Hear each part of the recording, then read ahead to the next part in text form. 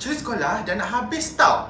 Lepas ni, kita nak masuk sekolah balik. Seronok kan? Boleh jumpa cikgu dan kawan-kawan. Tapi sebelum hari pertama sekolah, ada satu misi penting yang kita kena buat sama-sama dengan mak dengan ayah, iaitu persediaan sekolah awal tahun. Pertama sekali, susun buku ikut subjek. Jangan campak je dalam beg.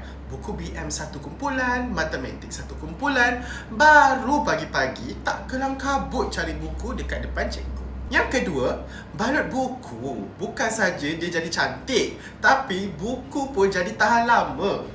Jangan lupa tulis nama dan kelas tau. Yang ketiga, alat tulis mesti kena lengkap. Ada pensel, pemadam, pembaris, pen.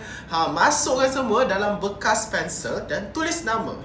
Kan senang. Dan jangan lupa kemaskan beg sekolah. Buku berat dekat belakang, botol air dekat tepi, bekas pensel dekat depan, beg kemas, bahu pun tak sakit. Bila semua dah siap awal-awal, hari pertama sekolah jadi tenang dan seronok.